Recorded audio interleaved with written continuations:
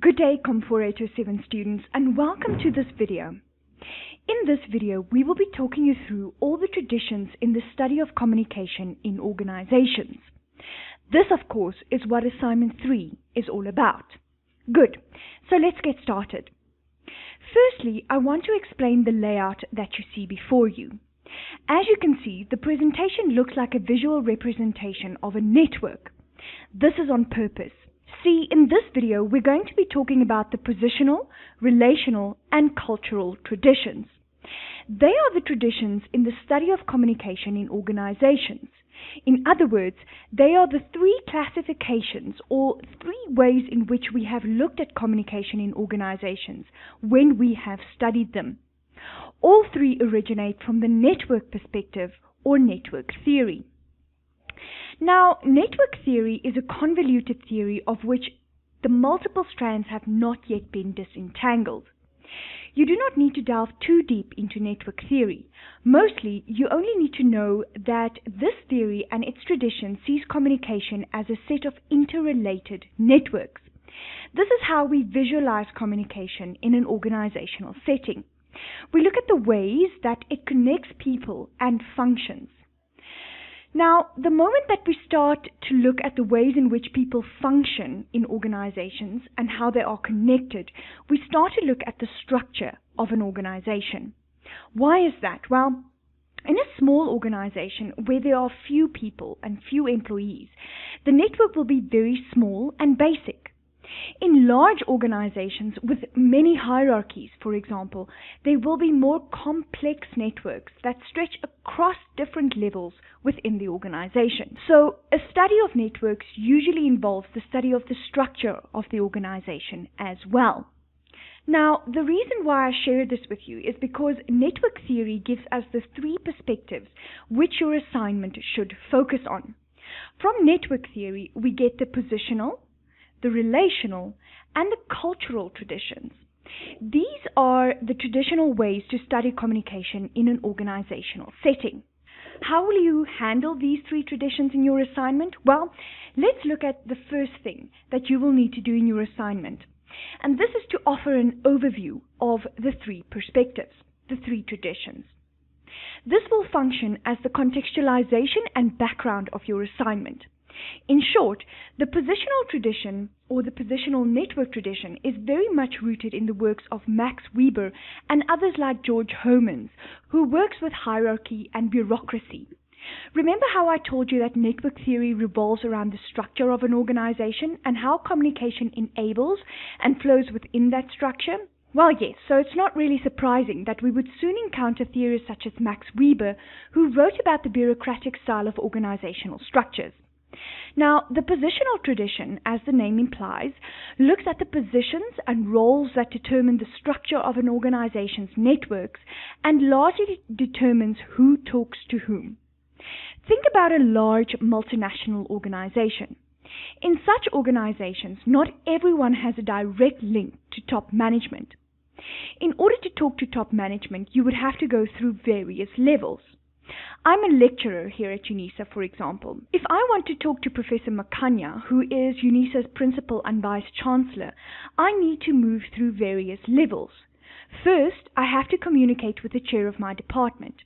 The chair then communicates with the director of the School of Arts. The director then communicates with the dean of the College of Human Sciences, and then only will the dean relay the communication to the vice chancellor. All of these different networks come into play because I do not have a direct line to the Vice Chancellor because my position is far below his position. In a nutshell, this is what the positional tradition studies. It studies the influence that position and hierarchy have on the networks of communication within an organizational setting. Okay, then next we have the relational tradition. If you were paying attention when we spoke about the positional tradition, you will know that the clue is usually in the name. So, if the positional tradition looks at positions, basically, it would follow that the relational tradition looks at relationships. The relational tradition looks at the structures that connect people through collegial relationships, irrespective of the formal positions or roles that they occupy. Now, The tradition does much more than that, however. Because it is influenced heavily by the systems theory, it also emphasizes aspects of dynamicism, constantly changing structures, in other words, person-to-person communication, and the ways that relationships play out in power and structure. Lastly, then, we have the cultural network tradition. This seeks to understand the symbols, meanings, and customs as transmitted within and across the organization. So, firstly, in your assignment, you will have to offer an overview of these three traditions. You will broadly speak to where they come from and how they differ from each other or overlap in terms of their focus and their approach. Very importantly, your focus throughout this discussion should hinge on communication processes, roles, and relationships as manifested in an organizational setting. Communication should stay squarely within your focus at all times. Now, once you've offered this broad overview, you will focus in on the cultural tradition specifically. This is why I've marked it with a star. Good. Okay, so the cultural tradition. As the name suggests, once again, this tradition looks at the shared meanings created within an organization, its culture, as a way of understanding communication networks within that organization.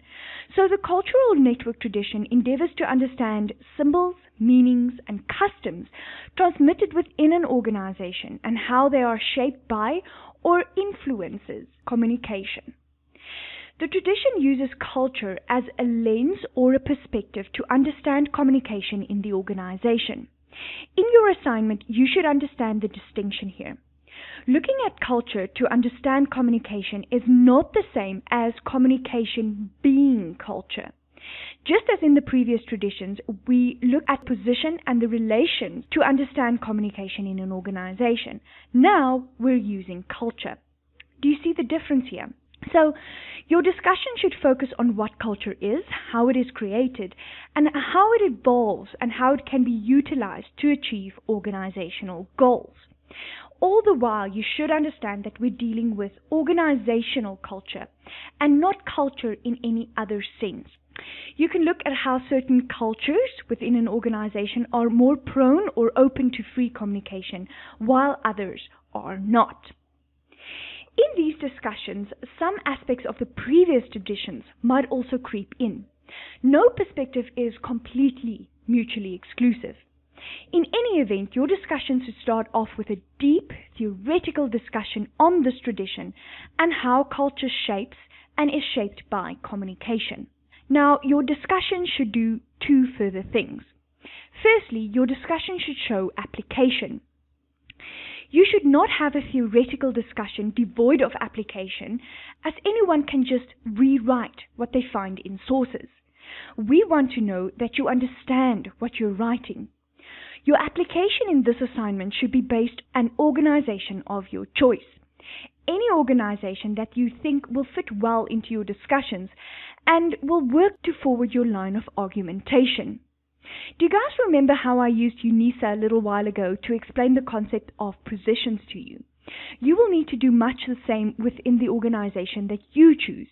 You will have to use that organization to show and unpack how that organization's culture and the ways in which it communicates is shaped vice versa. The application part of your discussion should not be a separate section. You should be applying throughout your discussion to showcase your understanding and to make your points clear. The second thing that you will need to do with the cultural tradition can, however, be a separate section if you want it to be. Apart from discussing the cultural tradition in depth, you will also have to discuss the postmodern nature of the cultural network tradition. You will start with a definition of modernism and postmodernism.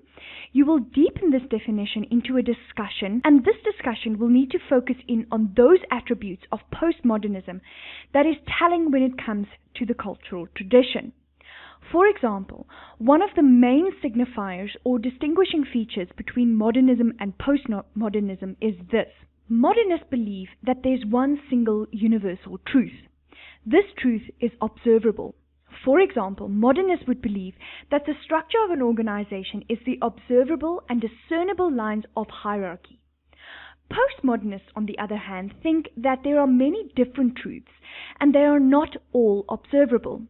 These connections form the structure, not necessarily the hierarchy or formal roles of the organization.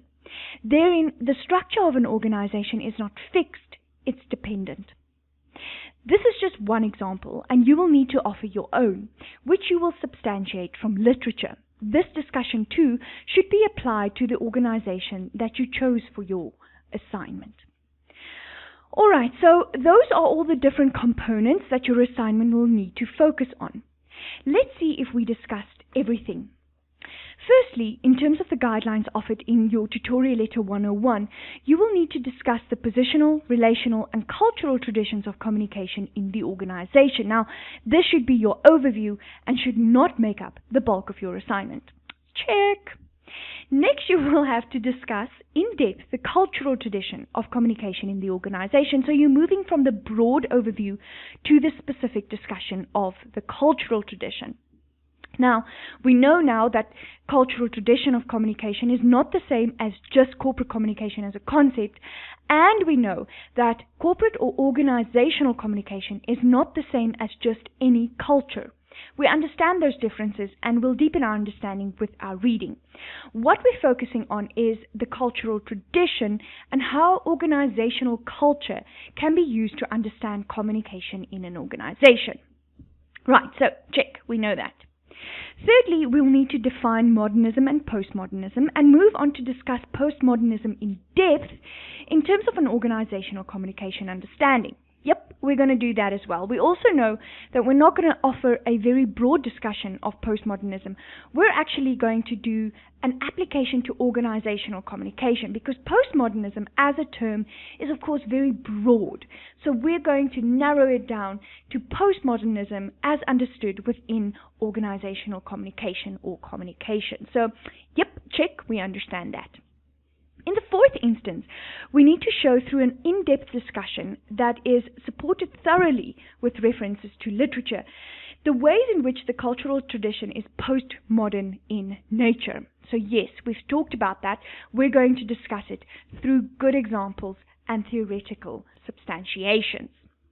Check. Lastly, we're going to discuss the ways in which the postmodernist nature of this tradition impacts on communication of our chosen organization. We're going to offer practical examples. Now, those practical examples, we said, will be interdispersed throughout our assignment. So we're not going to do the thing where we have theoretical discussions on one hand and practical applications on the other. No, we're going to use these practical examples to further our line of argumentation and to sort of make our theory understandable. So check, yes, we're going to do that as well. Now you'll see in Tutorial Letter 101 there's a 6 and 7 guideline, and these speak to the technical aspects of your assignment and avoiding plagiarism. Of course, these are equally, if not more important. So make sure you're able to tick off each one of these aspects in your assignment also once you have completed it. Make sure you read up on all you can in terms of the appropriate aspects and follow through with a sound, logical, academic line of reasoning. We wish you all the best with your assignment. Goodbye for now.